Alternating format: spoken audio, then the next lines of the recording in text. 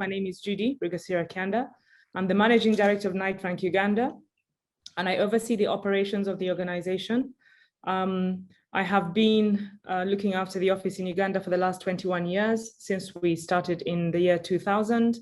I am a chartered surveyor with over 25 years experience in the East African market, the United Kingdom, and the Great Lakes region. I'm a member of the Royal Institution of Chartered Surveyors. I'm a fellow of the Institute of Surveyors of Uganda and a registered member of the Institute of Real Property Valuers in Rwanda. It's my pleasure to be moderating this panel this afternoon.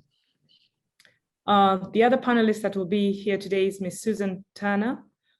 Susan is a Managing Director of Knight Frank South Africa. In 2011, she and Martin Fitchett established Knight Frank's valuation and advisory business. Today, the valuation arm is one of the key players in the industry. Susan has over 20 years experience involved with all aspects of the property industry, but for the past 18 years has focused on valuations from residential properties to shopping centers, hotels, military bases, and farms throughout Africa.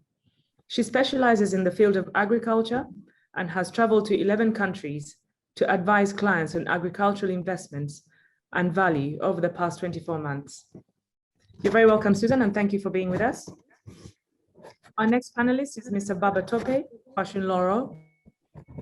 Baba Tope is a seasoned professional with 10 years post-qualification experience in property valuations, feasibility, viability appraisals, and real estate market research.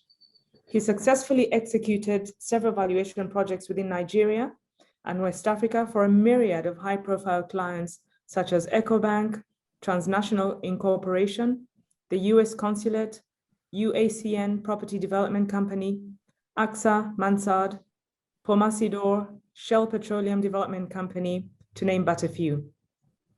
Topi, thank you very much, and you're very welcome to this panel. Mr. Stephen Macau is our next panelist, and he is a chartered surveyor with over 15 years experience in valuation of commercial, industrial, residential, and agricultural properties across the East African region. Stephen's in-depth understanding and experience in secured lending, sales, purchase, financial accounting, taxation rating, and compulsory acquisition valuation, prepared in compliance with the RICS Red Book and the International Valuation Standards, makes him a lead consultant in large regional and international interactions. Stephen, it's a pleasure to have you on our panel this afternoon. Thank you.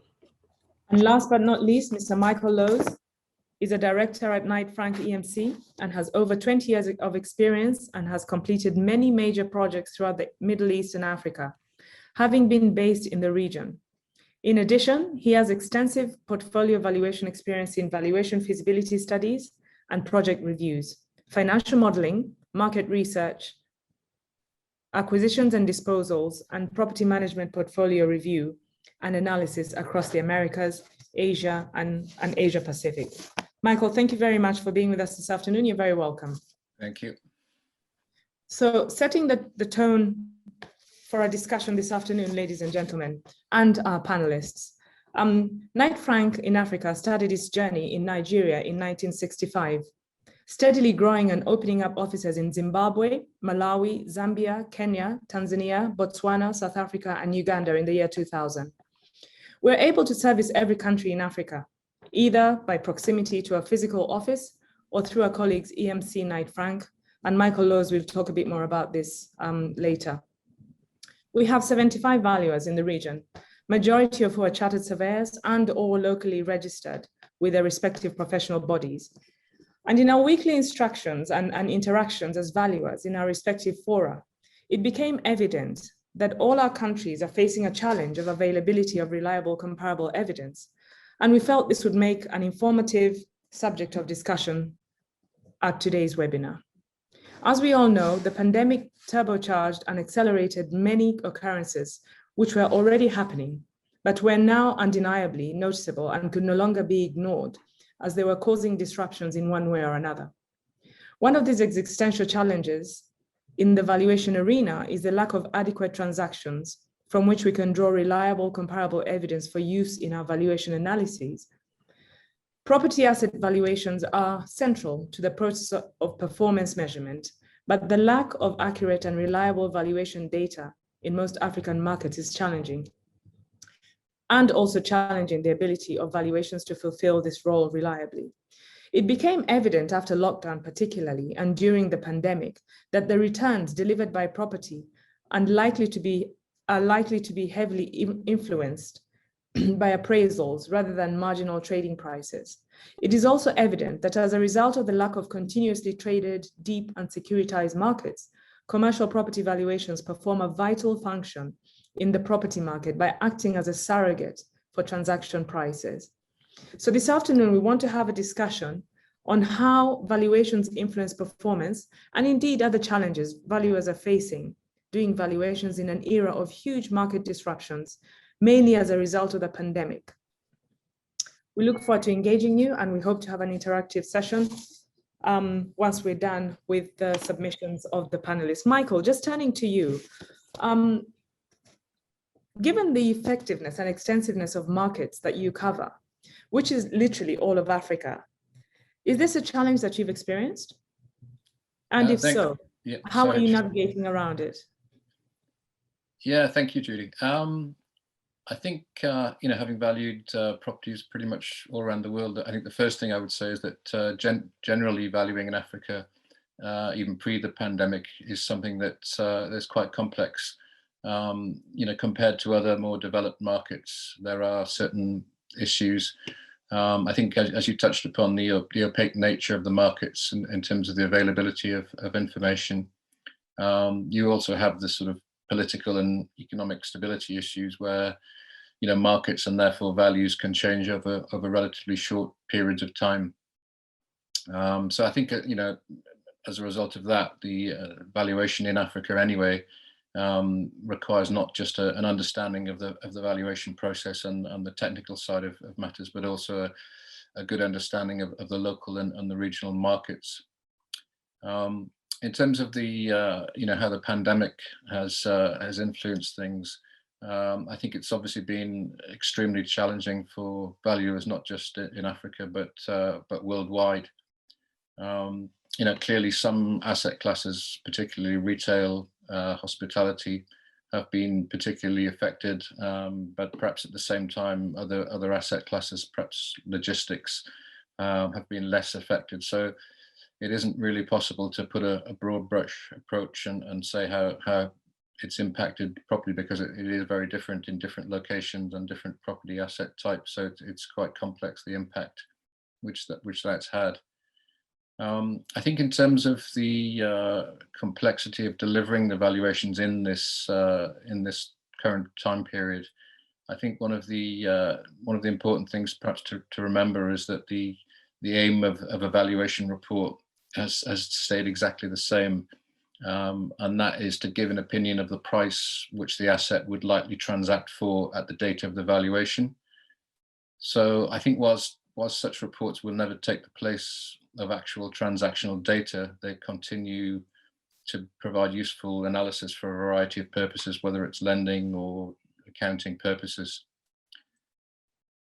I think moving on to how you overcome that and how we've dealt with that.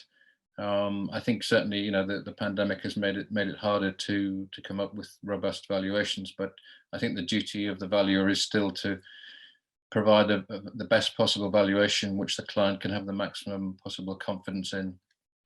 So I think the way that the valuer needs to navigate around that situation, I think firstly would be to demonstrate an understanding of how the pandemic and the measures put into place in response to it have impacted on that particular market. Again, as I said, that will be different from country to country, so markets differently affected. I think the second layer would be to understand how that's affected the asset class involved, and specifically the property that you're looking at. As I mentioned before, if it's retail, hospitality, the chances are it's been quite negatively affected, perhaps others less so. I think the next step would be to collect the best available market information and evidence. I think that's just based upon the expertise in the local market and just being present in the market and being able to pick up that information. The next layer would be to consider how potential purchasers are likely to approach property acquisitions in the current environment. And that is again something which is quite subjective. I think some purchasers are likely to take a more cautious approach, whereas others will be a bit more bullish about the recovery and how the market is going to move forward. And then I think at the end of all of that, it's a question of combining all of this information and all this analysis that you've undertaken with your experience and your market knowledge to arrive at the most robust valuation possible. I think having said all of that, that we need to, as valuers, recognize that valuations that have been prepared in the last 12 months or so are likely to have a greater degree of uncertainty than they would have had in normal times. And for that reason, many valuation reports prepared over the last 12 months or so have contained an uncertainty clause, which basically is just drawing the reader's attention to the fact that due to the nature of the markets at the moment and the current situation, that the valuation is likely to have a greater degree of uncertainty than would normally be the case. That's just a question of really being transparent with the client, and at the same time, that uncertainty clause does make it clear that we're not saying the valuation can't be relied upon. We're just being transparent and upfront to say that due to a lack of transactional evidence, that the valuation has less certainty than would normally be the case. So yeah, I hope that answers your question, Judy. Yes, it does. It does. Thank you very much, Michael. Yeah, we'll touch a little bit more on the valuation uncertainty clause, because I know that it is something that has raised a few discussions over time with a lot of clients, particularly the banks for secured lending. And they would like to know if that takes away at all from the accuracy or the validity of the report. And I think you've just touched on that briefly now. Stephen, turning to you and Kenya, I know in our interactions, we have often discussed about the lack of comparable evidence when we're trying to compare notes on how to do certain valuations, portfolio valuations in both countries. And if you're anything like us, we really do have a challenge sometimes, depending on what sector we're valuing for, in getting comparable evidence. To what extent? I apologize. To what extent has the pandemic turbocharged the scarcity of transactions in the Kenyan market, and as a result, increased on the valuation uncertainty? Thank you, Judy, for that question. Very timely indeed. Now, I need to mention that the Kenyan market, and which is typical to many other African or emerging markets, is what I would consider or describe to be semi-transparent, coming from what I would say to be opaque, trying to open up and generate a good number of transactions in terms of volume, and therefore I would describe it to be semi-permanent just before COVID. Now, that being, that said, the COVID pandemic itself has introduced a new dynamic into the equation, because we're introducing a major disruptor in an environment which has already been struggling with transparency as far as adequate, credible market evidence is concerned. And therefore, this rocked our boat. And we have been faced with certain challenges, which I believe are not typical to us, but rather typical to all these emerging markets, and most of them in Africa. The containment measures that have been employed by governments and companies, have acted as serious disruptors, because they affect the way business is done. They affect how people interact. And the net impact, or the net impact on real estate and the performance of real estate is something that is even ongoing. And the effect has not even crystallized to be clear to a level whereby we can say, well, we have COVID now, and we have seen how COVID is impacting values, and a valuer is credibly able to say, with COVID, these are the numbers. For instance, looking at some of the main inputs that valuers consider while conducting valuations. Rent. Now, the market all over the place is filled with requests for rent and other incentives. People are saying, bring down the rent or defer this rent, rebase this rent. Can you suspend it for some time? But it still remains a big question. To what level can we discount these rents? When do we say that this rent is adequately rebased to be able to form a long-term view of the expected rents from these assets? Now, looking at the yields, historically, we have been able to generate yields, thankfully to our Knight Frank Research and Valuation Department, which is research heavy, of course, supported by the African offices across the continent. We have had this data, but all this is pre-COVID, and we have known the yield level that investors have expected before COVID. But now we have a disruptor. And the big question is then, what is the yield curve today? We do not have transactions as yet in most of the asset classes and most of the locations to be able to say confidently with COVID and all the disruption that it is causing, this is the new level of the yield curve: office, hospitality, retail, and it remains a challenge, to all valuers, because you are expected to deliver a valuation at the end of the day. But these are derivatives that have everything to do with the market. We cannot manufacture them. We have to interpret what the market says, and we do not have them. And therefore, that's a serious challenge. Looking at void and the void levels that we expect when doing a cash flow projection, for instance. Before COVID, it was very clear, given the property cycles and which asset class you're looking at. There is what a prudent value does say, this is the void level that we expect. But we have COVID, and COVID has crushed businesses, So who knows, if you're doing a discounted cash flow and you're trying to project income, what is the optimum void level that a prudent investor would anticipate and provide for in their business model? So that's another dynamic. Landlord expenses, tenants have been crushed, and some of them have folded up businesses. And the usual service charge, which tenants, have been putting up with, is now a landlord's responsibility. You are the investor. So the landlord is faced with increased expenses. But again, we also don't know to what level, because this matter continues to unfold, to what level is this landlord going to contend with these expenses? When are we going to say it is now stable? This is the prudent void level, or expenses that the landlord is expected to put up with. And when are you going to have reoccupation of these spaces so that tenants can take up their role of paying service charge and therefore give you stability once again? Again, with income that you have built as a landlord, with that in mind, the question is, how much do I provide as bad debt if I own an asset, in an income generating asset? Again, a big gap, and nobody knows, because it is unfolding and it's not stable as yet. Asking prices, we have seen people adjust their asking prices twice in 6 months.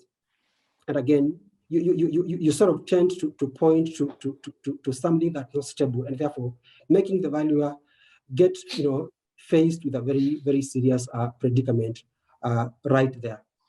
Look at student housing, for instance. Now, we have got the school calendar which has been disrupted. And if I'm valuing a student housing project, I need to project, when do I expect this student income to start to flow? But I do not even know when the government says you can now open up schools and operate and have occupancy. Now, some of these student housing projects are what we call a shared offering, students sharing a unit.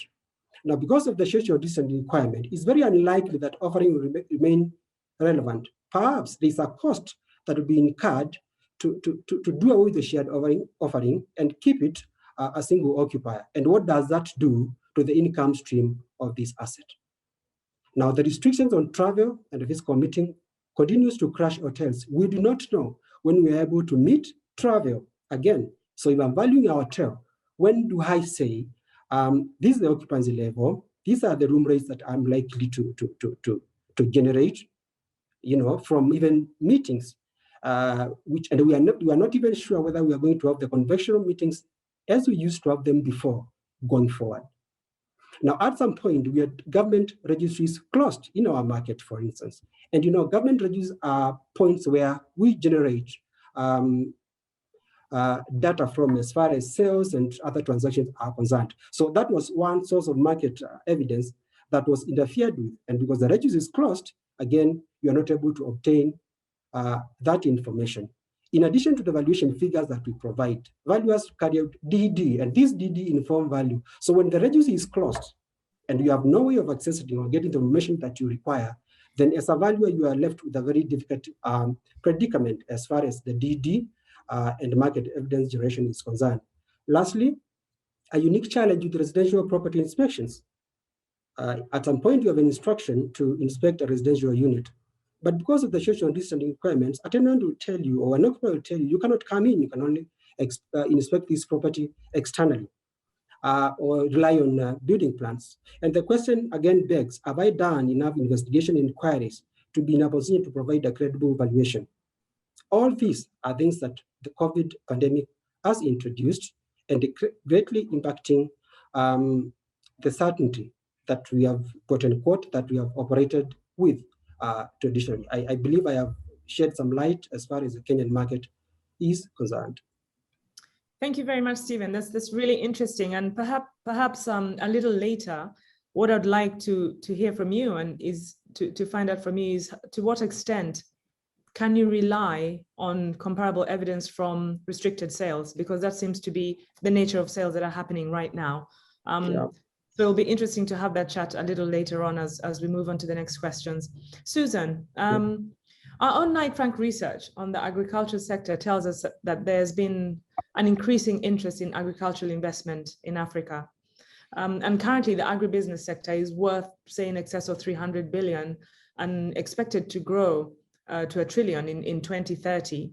What do you think is driving this? And do you think agriculture is an asset class that should seriously be considered in a diversified portfolio? Hi, Judy. Thank you very much. With regard to COVID, the agricultural sector has, to a large degree, been unaffected by it.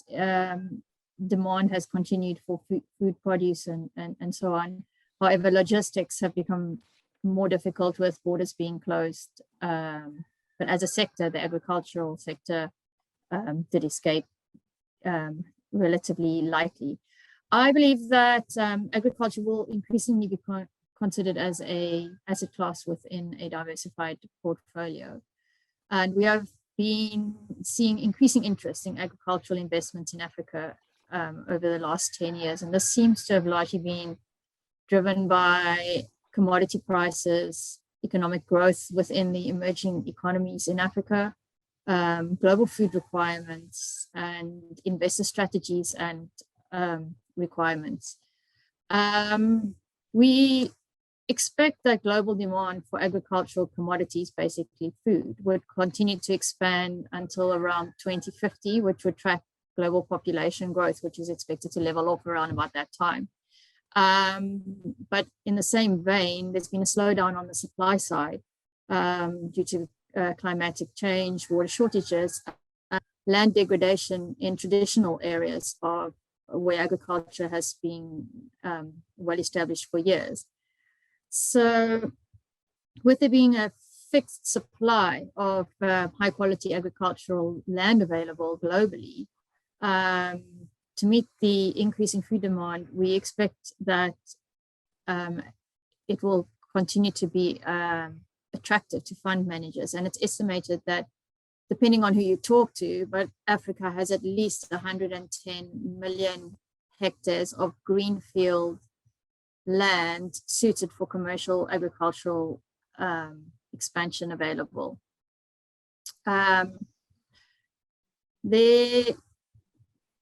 The portfolio managers in general consider that farmland is an emerging asset class, and specialized vehicles, including private equity and mutual funds, are competing to see what sort of potential investments are on offer in the sector. And in the current investment environment globally, with global uncertainty, negative interest rates being seen across some of the mature markets, agriculture in Africa, where the returns are slightly higher, is starting to be increasingly attractive. Land is cheap, returns are pretty good, and we are seeing increasingly more and more multinational companies looking at diversifying their portfolio on a pan-Africa basis, investing in several countries, which obviously spreads the country risk.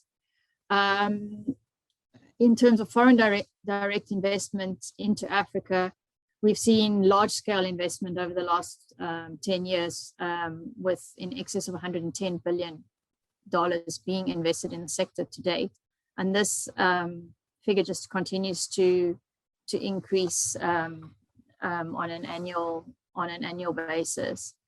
But together with the global food requirements, some of the other areas which agriculture ticks boxes for are on the ESG front, with environmental sustainability and carbon management becoming increasingly important.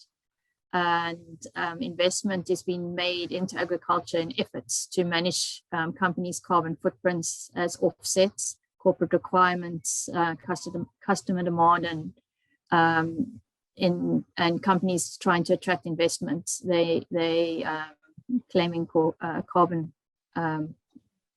points. And we've seen that agriculture is a leader in sustainability, and some large companies, Barclays, JP Morgan Chase, IBM, have all invested in Africa to assist with their ESG, have all invested in agriculture, not necessarily in Africa, to assist in meeting the ESG requirements. And they estimate that to date, just this sector, $2.3 trillion has been invested in sustainable agriculture. And the other fact that has been well documented is that growth generated by agriculture in sub-Saharan Africa is the most effective poverty reduction measure that can be implemented. So governments are encouraging investment into the sector, which is also positive from an investor point of view. So in answer to your question, I do believe that agriculture is increasingly going to be considered by investors to add to their portfolios. Thank you very much, Susan. And I think I tend to agree with you. We've certainly been involved in quite a number of valuations for large-scale agricultural holdings in Uganda, and the interest is definitely there, and I think it's growing and increasing from time to time. Some of them we've done with you, actually. So and there's been a lot more since then. So I think I do tend to agree with you in that. My next question will be to Mr. Babatopi.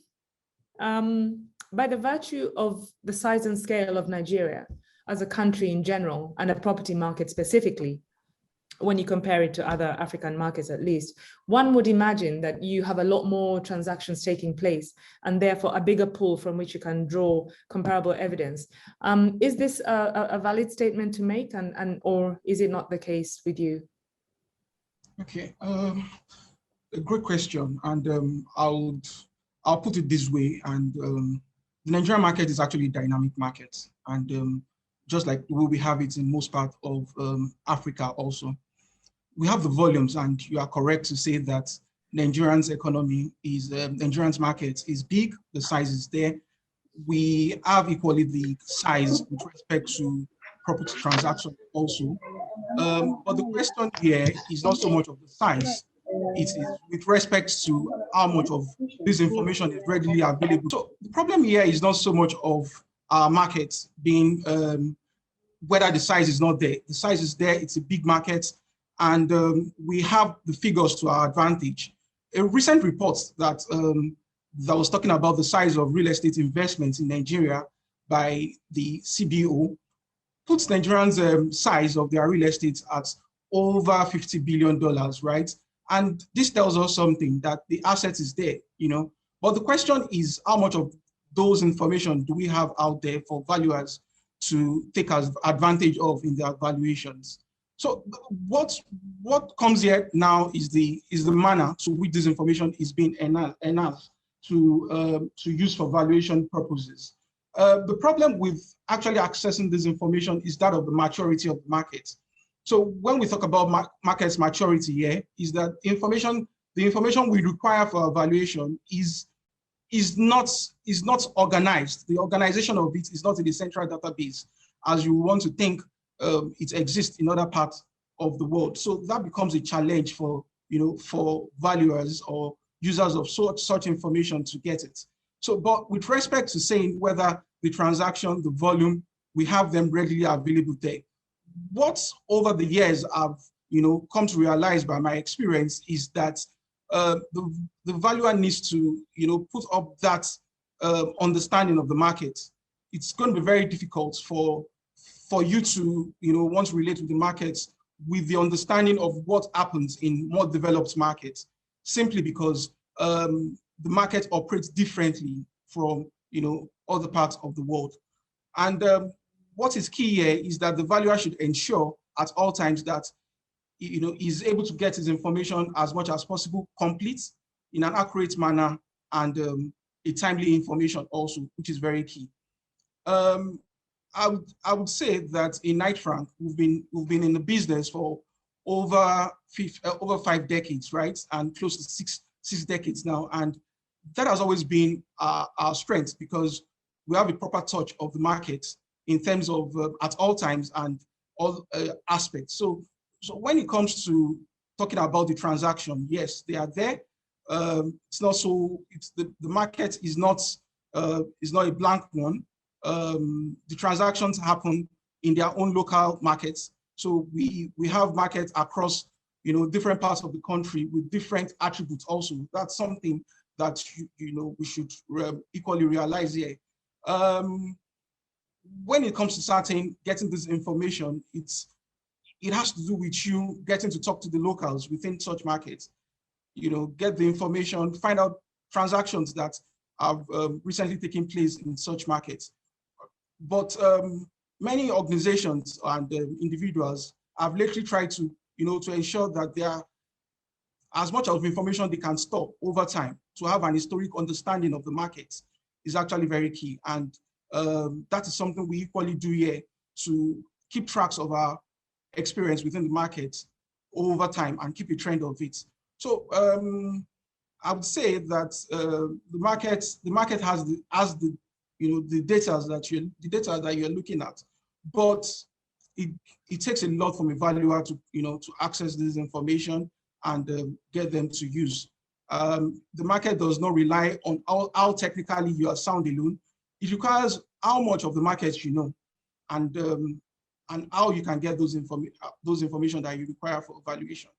And if that can be done, there won't be so much of problem with the advisory you give to your clients.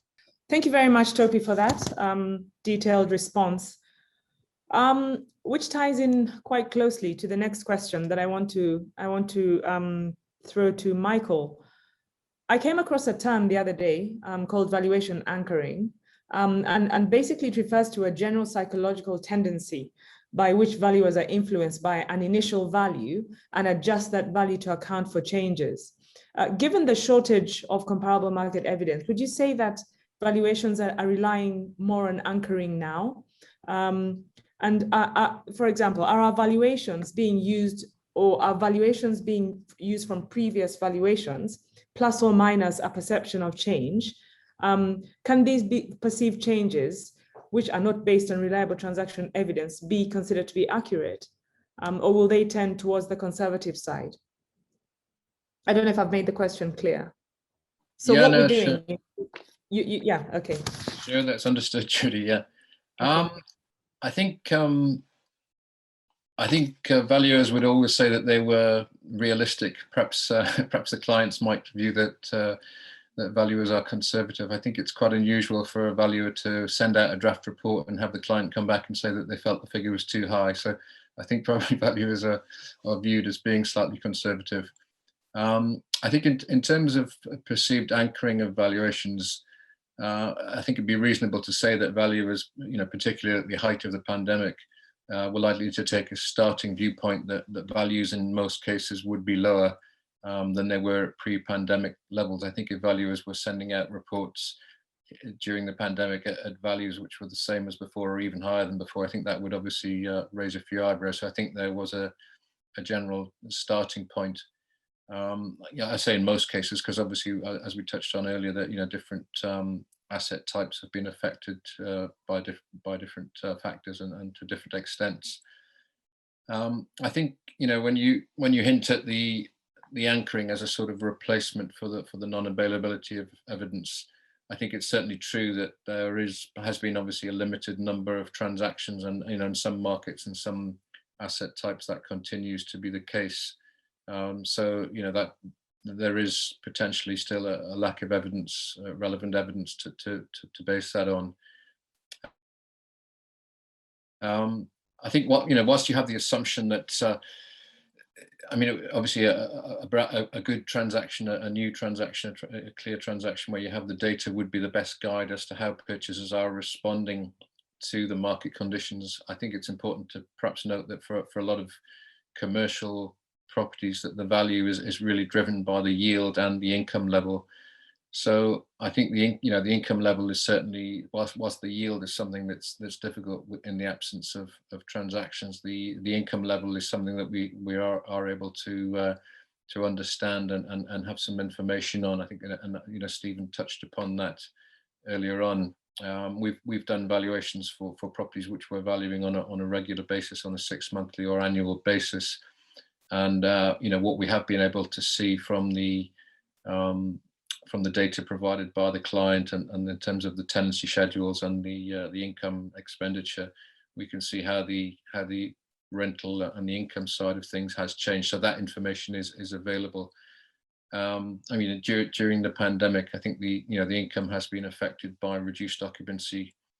We've seen longer take-up times, and we've seen concessions granted by landlords. Offices have been shut, retail malls have been shut. So often that's led to landlords granting, rent concessions. Perhaps also rent reviews haven't been implemented. So it has impacted on the cash flow going forward. So in terms of the valuation, that's something that we can then build into the valuation. I think obviously that's not ideal, and that doesn't apply to all properties. If you've got a brand new property or a property with significant vacancy, then obviously the cash flow from that property is going to be impacted, not only just in terms of perhaps the rental levels that are achieved, but also the letting period. So perhaps in a standard market, you would say this property would take 2 years to let out fully. That then you've then got to reconsider that time period in the current market, and I guess to a certain extent that that requires a degree of subjectivity and a degree of judgment to be applied. So if you have your revised income stream, at least you have a part, one side of the equation, if you like, and then the other side of it is, as I said, the yield that you want to apply to that. So the question then arises as to what yield should be applied to that income stream or yield stroke discount rate. In an ideal world, there would be some evidence to show how yields might have moved, but in the absence of such evidence, then you really have to just take a view on how the yield might have moved.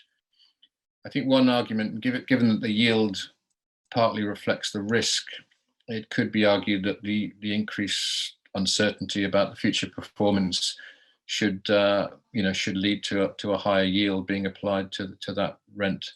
And perhaps a counter argument to that might be that the income stream has been adjusted negatively or to account for the reality of the situation, that the risk, if you like, has been already sort of taken out of the equation, and therefore the yield should perhaps remain pretty much where it is, or with perhaps just a smaller increase. So that's something to sort of debate.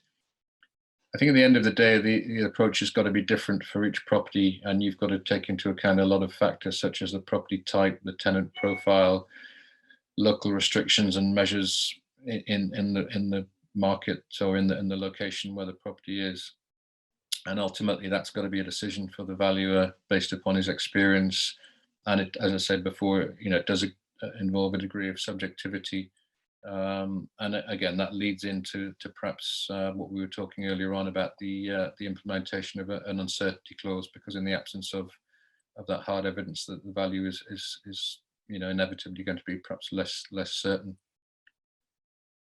So yeah, I hope that answers that question, Judy. Yes, it does. It does, Michael. Thank you very much. And I know there's some clients who are particularly keen to have, smooth curves, particularly for portfolio valuations. They don't want to see the peaks and troughs that are going through, the values of their properties, and which leads to smoothing, which is a totally different topic altogether. But sure, it can be a challenge, particularly in this part of the world. But as you say, I think it's best to deal with it on a case by case and property by property basis, because I don't think one size will fit all. No, sure, absolutely. Yeah, but thank you very much for shedding some more light on that. The few valuers that I speak to in Uganda, I think it tends to be, sometimes it tends to be the only go-to option that you have in arriving at a value, because there's just absolutely no, we had a lockdown for 3 months, for example, and we couldn't, property transactions were just stuck because the lands office, the lands registry was closed. So you couldn't even register any sales. And you couldn't be sure about the transaction prices that have been passing.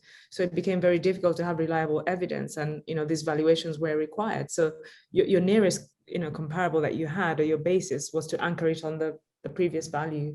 So it becomes quite challenging and complex. But as you said, as valuers, we are the trusted advisors, and we always have to come up with ways and solutions to deal with this. Stephen, this links in very closely with your next question. How have you addressed the challenges of valuation uncertainty in your market? I mean, you've explained to us that you have had disruptions as a result of the pandemic, which have led to the uncertainty. So, but how have you actually dealt with it? Moving on. Yeah, thank you, Judy. Uncertainties are basically typical to valuations. Even pre-COVID, an element of uncertainty still existed. And this can be described to be something that is implicit in the pieces of market evidence that we collect and rely on. Now, the dilemma kicks in when you have a significant uncertainty that has been introduced and you need to address it. And the pandemic, like I said earlier, is one such significant disruptor that causing material uncertainty. And how we have dealt with it is that, we are cognizant of the fact that as valuers, we have a duty to advise our clients. And that involves sharing both the good and the bad news. And therefore, we have, in the right circumstances, particularly at the onset of the pandemic, we introduced a material valuation uncertainty clause from March in all our valuation reports. And the piece of advice was clear that we have a disruptor that has caused a major disruption. And therefore, we are telling the client to understand the fact that lesser level of or a less degree of confidence is the environment within which this report has been prepared. It may sound like giving bad news, but it is actually something that the client needed to know, that we are operating in an environment that is uncertain. And as a client, you need to know that this report has been prepared in this environment. So that's the first thing that we did. Now, following on, we believe that even this pandemic, with time, we will be able to generate data and be able to advise and do away with these uncertainty clauses with time. So we have advised our clients, especially where we think we may generate a lot of evidence in the subsequent months. We have advised them to maintain and keep those valuations under frequent review. Traditionally, I would have said in most asset classes and locations, the shelf life evaluation report was 2 years. But we're telling the client, this is no longer the case. And therefore, the figure that I gave you today could be a different thing in 2 months down the line. And because this is happening and there's something with us, please give your valuations under frequent review. And therefore, what has happened with time and a decision that we made as an organization, assisted by our network within the continent, we have tried to track every little transaction that we can lay our hands on all over the marketplace, coordinated between the offices in the continent. And therefore, in some locations and asset classes, we have already generated adequate volumes of transactions. And we are in a position whereby we are saying we are able to do away with the material valuation uncertainty clause and give you a valuation that does not include that clause, because we have got we have an after COVID piece of evidence that we think is reliable, and now we can do away with that info. So that's what we have done. So we have kept tracking the market. The need for research or valuation and the tracking market performance, and it's never been important before like it is now. So we have dealt this by making sure that we track every little piece of market evidence and doing away with the material valuation uncertainty where necessary, where we feel comfortable, and where we think we are able to address it that way. And I'll tell you for a fact that in most parts of the city, especially the middle class part of the Nairobi, we have been able to generate a good volume of transactions, and we have done away with that clause in those locations. But we still kept it on some of those locations and asset classes, particularly hospitality, hotels and lodges, some retail centers, especially those outside the city, and some even within the major cities, where we think we have no market evidence that adequately addresses the uncertainty. So we're still retaining it. So that's where we are as a market as far as addressing material uncertainty is concerned. That's very interesting, Stephen. Thank you. Thank you very much for that. Because, the argument, the other side of the coin could be that, well, is it still an uncertainty? Because, the pandemic, it's so far removed from when the pandemic actually happened that it's now become the new normal. So is it wise to continue using the material uncertainty clause, or are we now in the new normal and we just need to, to go with things as they are? So I'm glad to hear that, you're slowly pulling out the material uncertainty clause, because, it can't be uncertain forever, and we don't know how long the pandemic is going to go on for. So, it does make sense what you're saying. Just a quick one, Stephen, following on to that, there are periods of time whereby the comparable evidence that you're getting is actually for, restricted sales. And you find that a lot of the sale prices that you're getting are for restricted sales. So how are you managing to adjust either upwards or downwards, whichever way you want to look at it, to arrive at what would be an ideal market price or market value? Judy, that's an interesting question. I do believe the best way of dealing with a piece of evidence that is restricted is asking yourself, what sort of adjustment do you need to make within your comparables matrix? And I would rely on a restricted piece of evidence when I have, when I don't have that piece of transaction which I consider to be arm's length. So within the hierarchy of market evidence, restricted transactions rank lower than that which is market-based.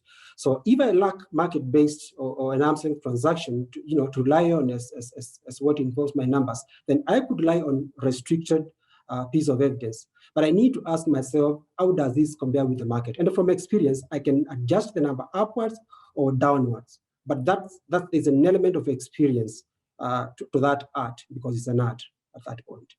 Fantastic. Thank you so much, Stephen. Then Susan, moving on to Susan again. Given that agriculture is a growing asset class in Africa, what is your experience with availability of reliable and accurate market evidence? I assume one would imagine you have an even bigger problem, gathering comparable evidence for huge agricultural holdings. How are you going around this? Thanks, Judy. Yeah, that's in my experience, access to accurate and evidence throughout Africa is is difficult in general. In South Africa, we're extremely lucky. We have an excellent database. We can track all transactions online through the deeds office. We have several tools at our disposal, which companies which do the same tracking. We have excellent cadastre and aerial imagery going back over the past 10 years. So we have pretty good access to relatively transparent transactions and market data in South Africa. However, the remainder of Africa, it's not so transparent, and it's extremely difficult to track transactions, and they're not very well recorded. We find as well in developing countries, most of the participants in the agricultural sector are small scale producers, and they have little or no records attached to their transactions. So the commercial sector is sort of relatively young, and they're very limited transactions taking place. And when we find those transactions taking place, they are often greenfield sites. So when we are analyzing them, it becomes important to understand the underlying land ownership structure, which also varies from country to country, and information pertaining that is not always that transparent. A large number of the countries have got leasehold arrangements in place. South Africa has freehold. Some countries have both. And title is fundamental. In addition, when greenfield sites are being established, there are different incentives and restrictions and country motivations. For example, in Morocco, the government sponsors projects that utilize water. They sponsor the underlying water use in order to encourage agriculture, intensive agriculture. In Mozambique, you can negotiate a new duat where the land, if you motivate correctly and the community is happy, the underlying land, initial land, is granted to you for free, provided you then comply with your duat going forward. In Zambia, there are tax incentives. So one needs to understand all of these, and getting this information is not always that easy. When you're then analyzing a sale, you need to understand how the initial sale came to be. So it's not difficult. So what we find that we have to remain really close to the market, and often we have to rely on sector comparables from other countries. So for example, we recently valued a macadamia nut farm in Chimoio in Mozambique, and in establishing values for that farm, we looked at underlying transactions in Mozambique. We then considered, because this was a serious operation, we considered where there had been other large-scale transactions and interrogated them, being those in Malawi and South Africa. Likewise, with the blueberry operation we valued in Morocco, we considered similar projects in South Africa, Namibia, and Spain. So sometimes we have to look across sectors and look into other regions when trying to find market evidence for transactions and for our valuations. We as a company, Knight Frank, try and maintain a really good database of benchmarks in the sectors which our clients operate. We have several large clients that operate across several sectors. We record any transactions that we come across in those sectors. Having said that, and I see there was a question with regards to technology, the sector is becoming more mature, and there are more and more amounts of data becoming available.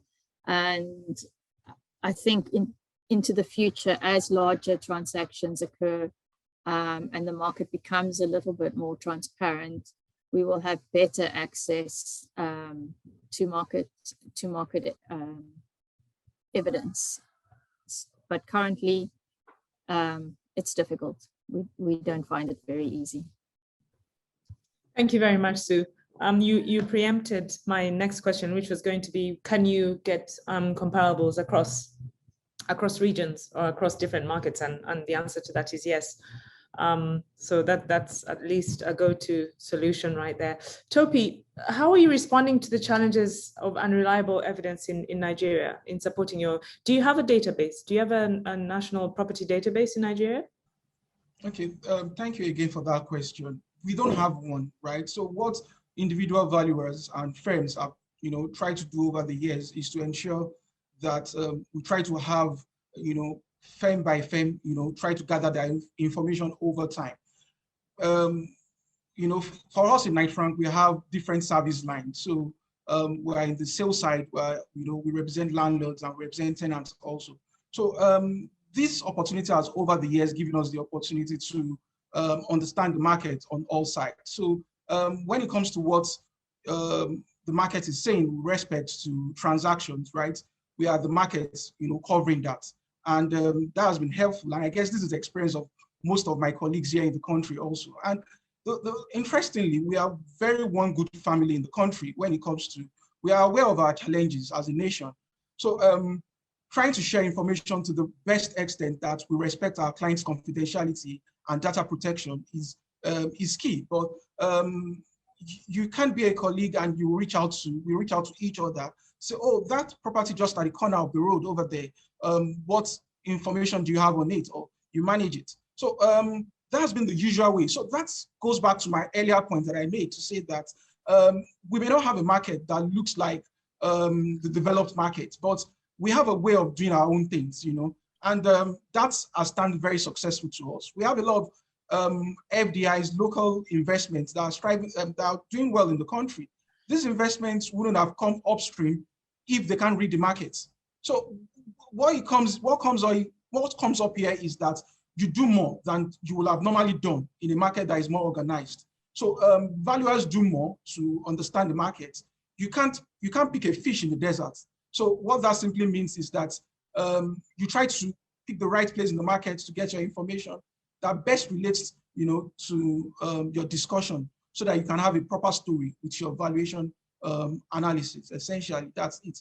And coming back to your question, that how are we relating with unreliable information in the market? Well, I think for any valuer that knows his onions will realize that valuation stands, comparable evidence stands at the heart of all valuation of real estate. And there's a guidance note by RICS that talks about comparable evidence for real estate. VPS 2 rightly equally talks a lot about how we should keep, investigate, and record data. So going through all these processes and ensuring that I would say that you have recent information, you try as much as possible to dig the market, to get those recent comparables that will help you. Verify your information, which is a very key challenge that we have. I must admit that. So you need to verify your information. So you can't just say you know someone and the person gives you this information and that's enough. So RICS equally requires you to ensure that your information is verified, and we try as much as possible to do that. But it's at its best that information sourced internally, are reliable than those from third parties, and the strength of Knight Frank in Nigeria and in West Africa, to its extension in Africa, can't be undermined. So when it comes to major, transactions across the continent, there is no how, someone within the system would definitely have a cover or a glimpse of that transaction. And that has always made, put us on the forefront of giving prime advisory to our clients with respect to, the market. I will always tell people this over and over again. You can't have a movie without an actor. So you can't have your reports, you can't have your opinions without ensuring that the actors are present. And your actors here are your comparable data. So we try as much as possible to ensure that we have a robust historic understanding of the market that enables us to give a projection of where things are going, to direct our parameters to the right directions and things like that. Where we need to be conservative, you are, and where you need to see growth, you should see, as most of my other colleagues have said. Experience is very key. Stephen said that, and it's a take home for me that no matter how the technicality you have, something still stands out. The locals, you can't rule them out from the strength of the market. So for us, how we've edged that problem of unreliable information is to ensure that we deepen ourselves with the understanding of the markets. And for it has come easily, Knight Frank, because all we need to do and how we've been doing is to pick all our information over the years, and as it happens in present real time, to put all that in a box so that we can easily pick up information from there and advise our clients well. That's for that. I will always say this: ensure that your comparables, you understand your subjects well. Oftentimes, I've seen in the past that valuers value without understanding the assets in question, and you can't compare oranges with mangoes or something. They may be fruits, but they are different. So try to ensure that you have a proper understanding of your assets that you value, and ensure that you are able to match these assets with its proper type, so that you can advise appropriately. We kind of overemphasize that the market still has a lot to be done in terms of what you've raised. The point you've raised with respect to do we have a central database? No, we don't. But over the years, we've seen serious improvements with respect to which the institutional body in Nigeria is even managing that information. So we, in the last 5 years, or in the past, we don't have anything like market reports from maybe the regulatory body. But in the last 2 years, we started seeing a lot of that coming up, where surveyors, general valuers in the industry are coming up to create reports that could help each other in understanding the market. So we are aware of our challenges as a country. We are aware of our challenges as the industry, and efforts are there to ensure that we get better on it, and we can always get better anyway. Yeah, I hope that answers the question, Judy. Yes, it does. It does actually extensively. Thanks, Topi. And my hope and prayer is that at some point, we can create an Africa-wide property database where we can all deposit. It can become a century of deposits for comparable sales evidence from every market and every office depositing into that database. I think that would really stand us in good stead with regards to information for whichever investor wants to come in. Which takes me on to my next question. As Knight Frank, we are valuing property from Cape Town to Cairo, and we offer all the different service lines. So, I mean, we really are pioneering the collection of data and creating quite a robust and credible database. Michael, would you like to share with our attendees out there what we're doing towards this initiative? Yeah, sure, Julie, of course. I think obviously it's come through as a common theme in a lot of the answers about the availability of data and how that is actually a key issue in terms of, well, certainly in terms of valuations, but also other real estate work, and not just in the pandemic, in normal times as well. Obviously, we're fortunate at Knight Frank to have the extensive network of 9 offices, which have been operating for a number of years, and all of those, obviously in all of those locations, we're heavily involved in the market. So in terms of agency, property management, and valuation, so that provides a wealth of data relevant to valuations. We've got rental rates, occupancy levels, transaction prices, which not only gives us current market information, but obviously historic information, data and trends.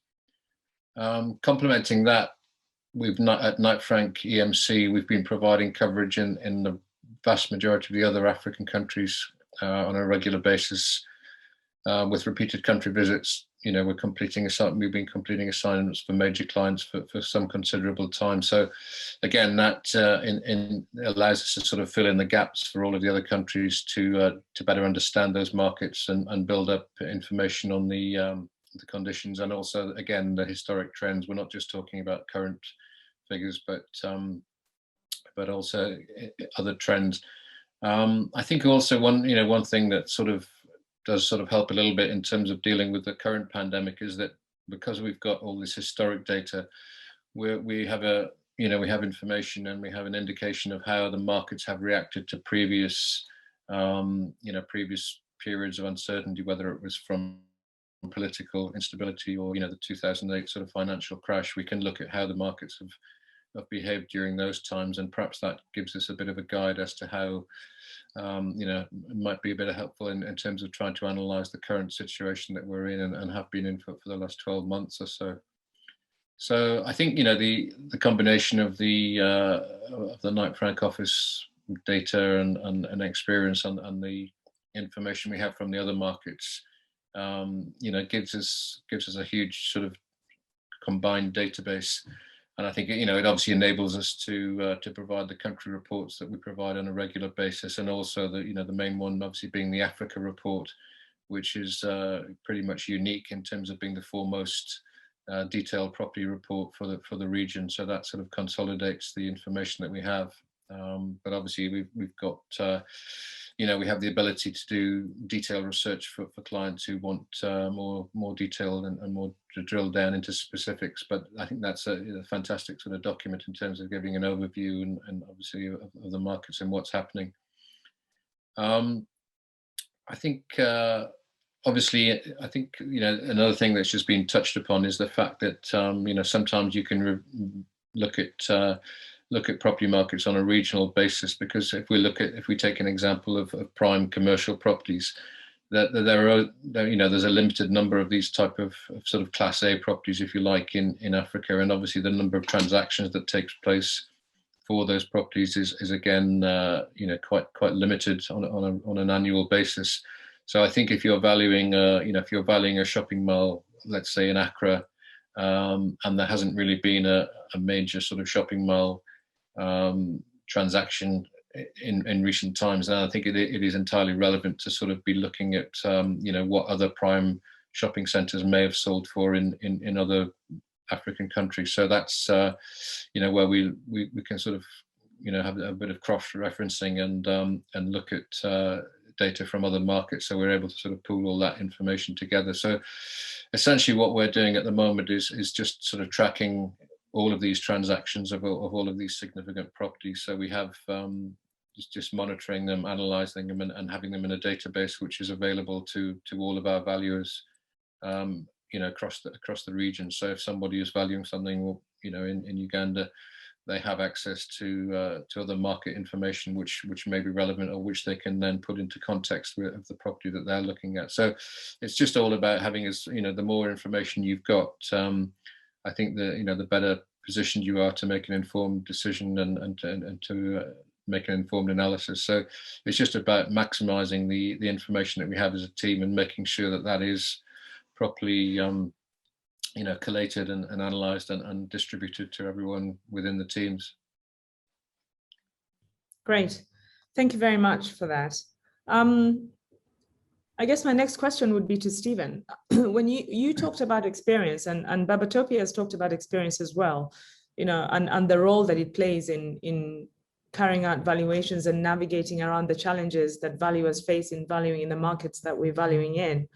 But that alone, I don't think will give you a credible valuation. I think, we need to work within a set, parameters or boundaries.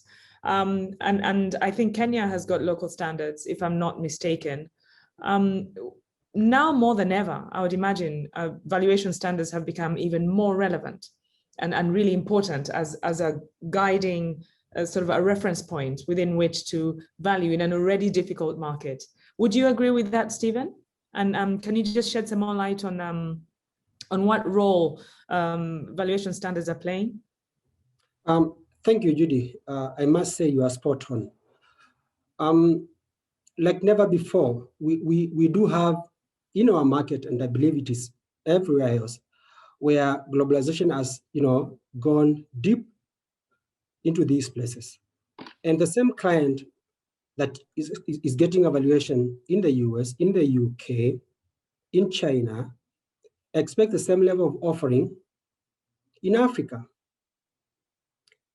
And therefore, this is something that's not likely to change at all. It can only improve. And therefore, they don't care. What they want is consistency so that they can understand their investment dynamics.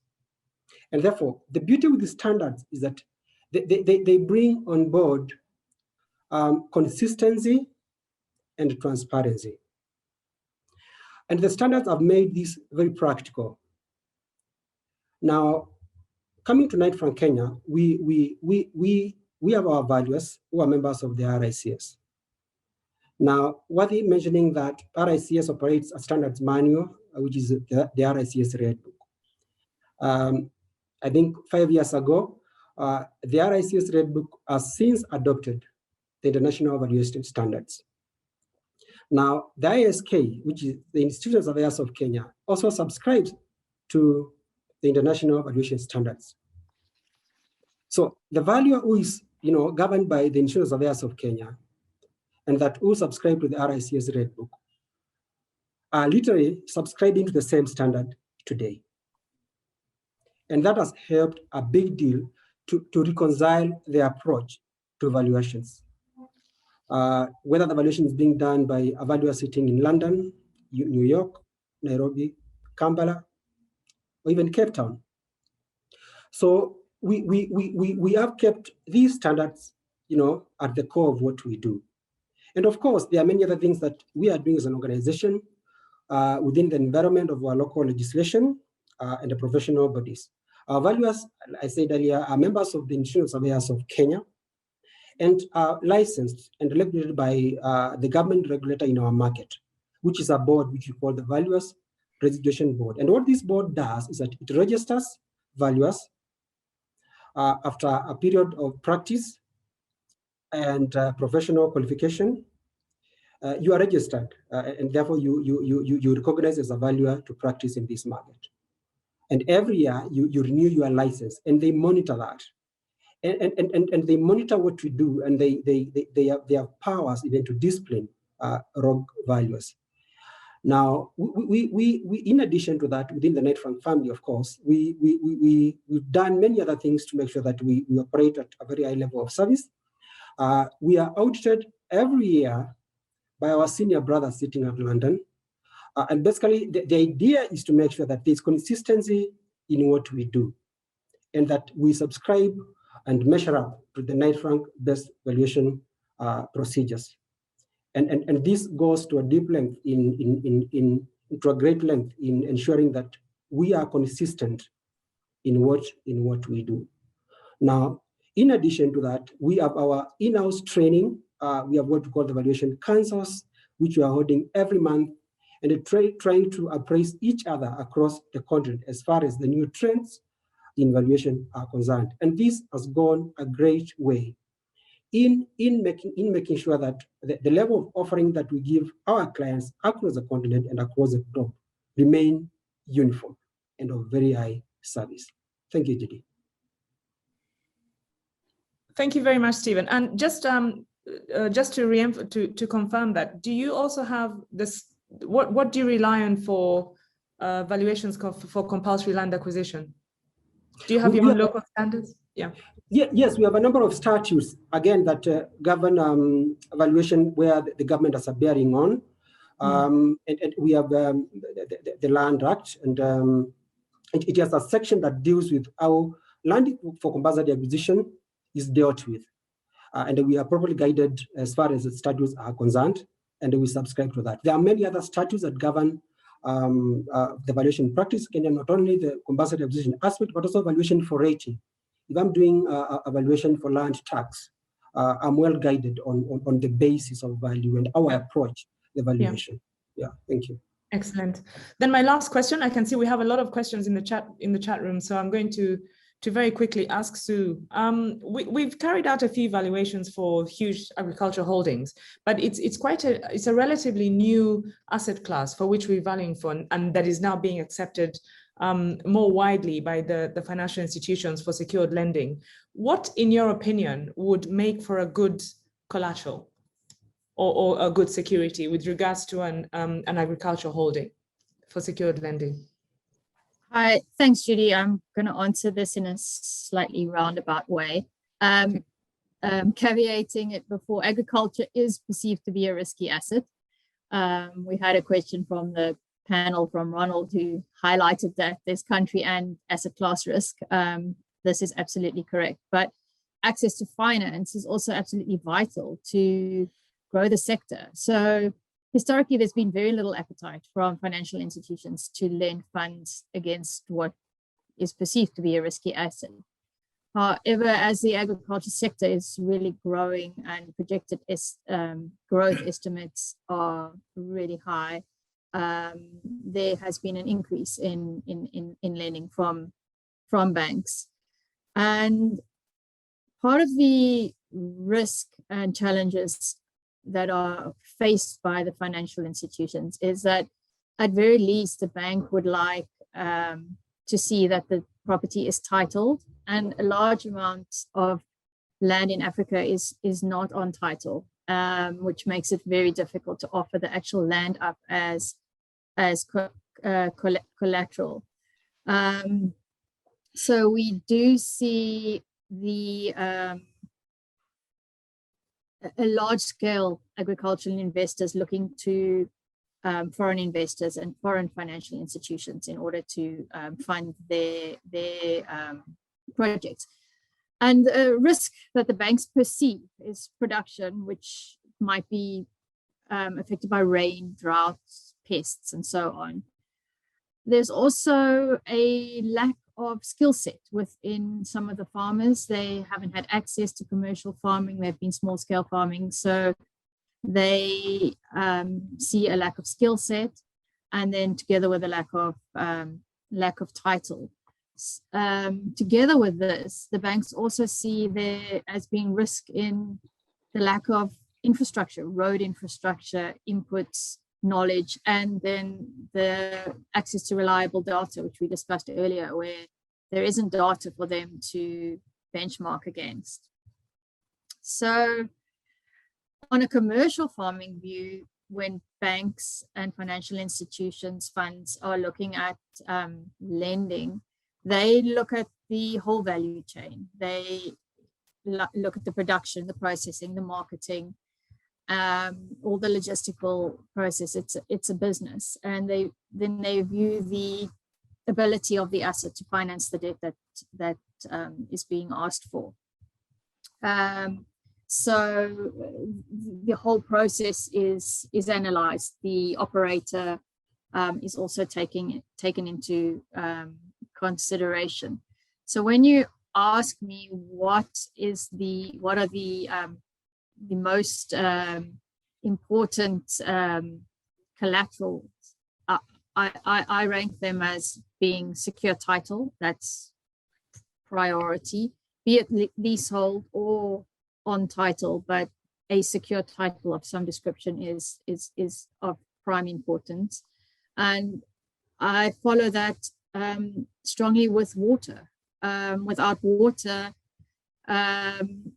it's really difficult to farm. You need it for pretty much most agricultural assets, and you will find that the lending institutions require some water registration to be in place before they will even consider funding an agricultural product.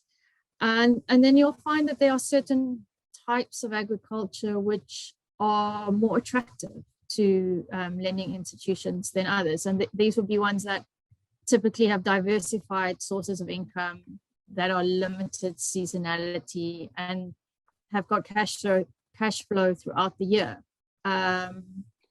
It also comes back to them preferably having water so that they are not limited to weather risk exposure, drought more so than flooding. and then farms with good agricultural practices, strong access to market, and good record keeping. All of those factors play heavily into providing a good basis for collateral for the banks. The farm is a business, and it needs to be able to service the debts that they're asking for. Yeah, that's my opinion. Thank you very much. That's very useful, Susan. Thank you. I'll move on to the next questions now from the chat group. The first one is from Kevin Thieru Vengadam. And he's asking and saying, are there any parallels between Africa and Southeast Asia markets pre-2000 in terms of valuation? USD valuations versus local currency valuations, and devaluation of currencies impacting on valuation. Mike, would you like to take that one? Yeah, thanks, Judy. Yeah, I'm not really sure, to be perfectly honest. I think you know, the African markets are obviously slightly unique and different. I think it's very difficult to sort of draw parallels between different international regions. They're all have different factors impacting on value, actually. So yeah, I'm not sure that I could come up with any particular parallels, to be honest. Okay, thank you. And the next question is from Michael Mogasa, and he says, what are your views on the values of vacant development land in view of the softening of property prices, increasing delays in new development projects, etc.? Is this an area where anchoring might be relevant? Anyone like to take that? Maybe as the panelists think about it, I would add that there seems to be more transactions, more evidence of transactions for vacant land or development land than there is for, say, commercial properties.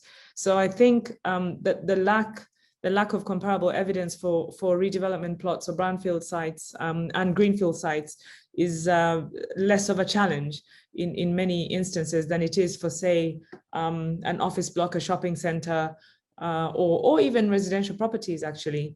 So that is not really, we don't find huge challenges with getting comparables for plots of land. And hence, yes, anchoring would help to a certain extent because you're anchoring on the most recent comparable price that has been paid for that parcel of land. But you know, I'd like to open this up to my colleagues, the panelists. Thank you, Judy. Let me take on the question that relates to development land, and I'll say that the appetite or the value for development land will depend on the market appetite for the product that development land can be developed with. So that's very key. So if you have a piece of land which can be developed with planning permissions for a hotel, for instance, and COVID has crushed hospitality more than it has crushed resi, unless you want to change user, then you in your comparables matrix, really you should take this into consideration and be more punitive in the discounts that you apply if you are trying to value a piece of land whose user has been hit harder than the rest by this pandemic. I think that needs to come into play. It cannot be treated in isolation. Whether development or otherwise, COVID is kicking in universally. The question is, what is this development land available for? And how is COVID treating that asset class currently? Thank you, Stephen. And then there's another one from Kevin, and he says, what about dollar versus local currency valuation and devaluation of African currencies? Okay. Sorry, Toby, you want to take that one? Yeah, it's fine. Sure. Okay, great. So with respect to valuations for dollar-backed assets, so you have them in Nigeria where investors have decided to hedge their investment on a dollar-based currency. So oftentimes what comes here is the underlying asset. So you have leases on these transactions, right? So what's the basis? On what exchange rate are these transactions, being carried out. So it's important at the point of inspection and you're carrying out your record taking to find out what exchange rate underlines that. So, for example, you're valuing a hotel and the AD house at about maybe, let's say, $4.60 to $1. That should be your basis of valuation. So it takes it up. I've seen in the recent time where, because of the devaluation of currency, right, value of assets have gone slightly up. You know, that's what it is, because people who will be interested in that asset are people, you know, who look into that kind of asset also. So in a case where you're valuing an asset that has a dollar-backed income, it's important you put into consideration the exchange rates as applicable on that.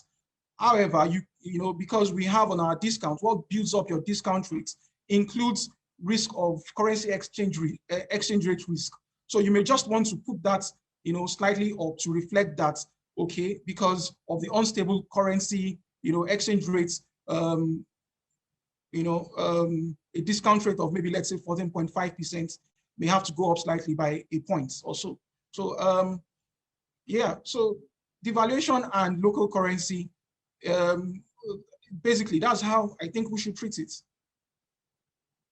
I don't know if that answers the question of yeah, thanks Topi. Anyone else want to add on anything else to that? We have another 5-10 minutes to go until we close. We've been on for nearly an hour and a half, and there's still a lot more questions coming in. Perhaps what we'll do is to reach out to the individuals and respond to those as best as we can. But I'd like to take one that's just come in. With the fluctuating prices in building materials brought about by the pandemic, this has resulted in uncertainty in building costs, especially using depreciated replacement cost method of valuation. How are insurance companies supposed to go about valuation reports of loss assessment, and how can valuers be able to provide expert opinions in these instances? Who would like to take that one?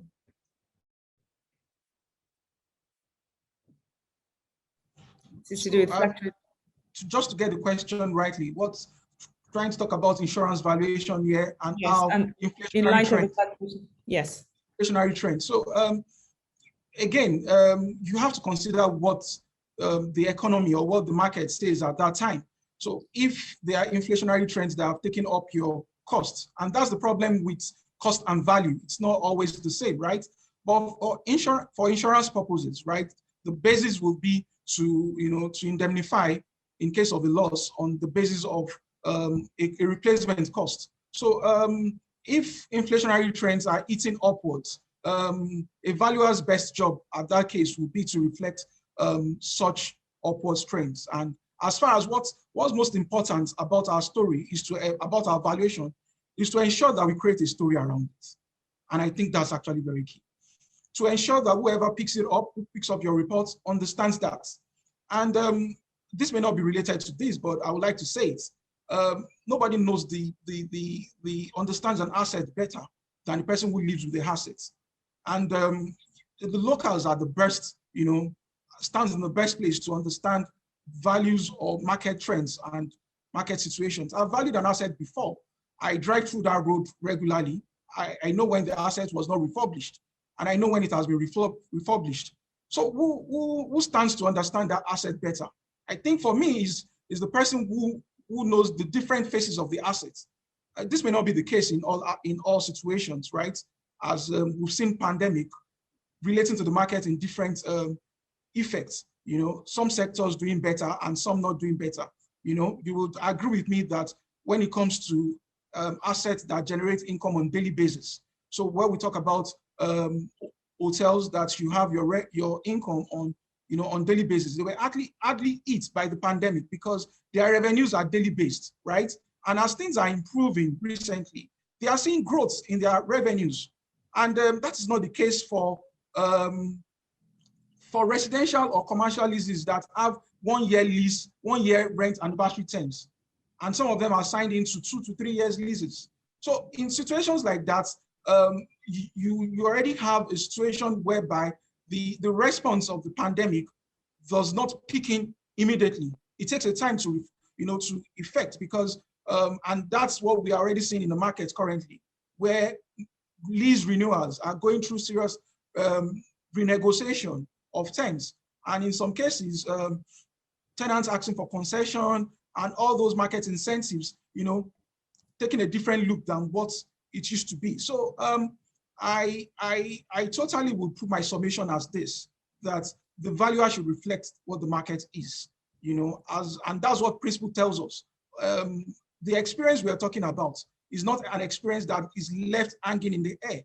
It's an experience that we try to put under standard, trying to ensure that your experience has, a footing that it sits on, and that's standard.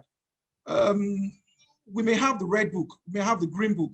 Go to all these standards that, that are evolving, and they can only make experience better. And that has been my own take over the years. So it's good you have the experience, and it's good for you to know the standards. And Knight Frank is up to giving you the standard and giving you the experience.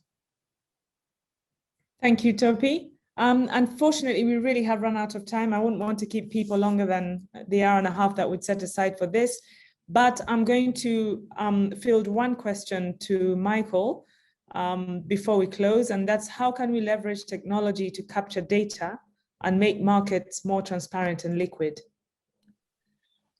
Yeah, I think the whole issue of data collection and data sharing, I mean, the main issue is obviously the data sharing. I think from my point of view, I think there'd probably be two elements to it. One is perhaps government, collection by government in terms of sales registration and title deed registration, and the availability of that. So that is open. So basically there is a very, in some Western markets, you can literally go online and find out details of transactions online, so that the information is freely available. So I think that's the side where it's sort of a government initiative or government involvement in terms of the regulating authority. And I guess the other side of the coin is just in terms of, sharing between different professionals. I think at the moment there is, perhaps, certain groups have their information and the properties they're dealing with, and they have the information, and other people have theirs, but there's perhaps not too much sharing of that information. So maybe there's a sort of a, change of mindset required in that, on that side of it, that perhaps it's better for everybody if we were to actually share information across different, organizations. So it's a sort of two-pronged basis to it, really. Thank you very much, Michael. Ladies and gentlemen, that brings us to the end of our webinar this afternoon. I just want to thank you all very much for attending this afternoon, for giving us your time, for asking some really, really useful questions. We're going to try and capture all of them and respond to them a little later, the ones that we were not able to address in the webinar. My panelists, you've been absolutely amazing. Thank you very much for agreeing to be on the panel and for sharing some very, very useful insights. And for the team behind the screens, Peter and Monica and everybody else, thank you very much for helping us set this up and making sure that it goes off without a glitch. I hope you all have a lovely afternoon. Thank you once again, and stay safe. Goodbye.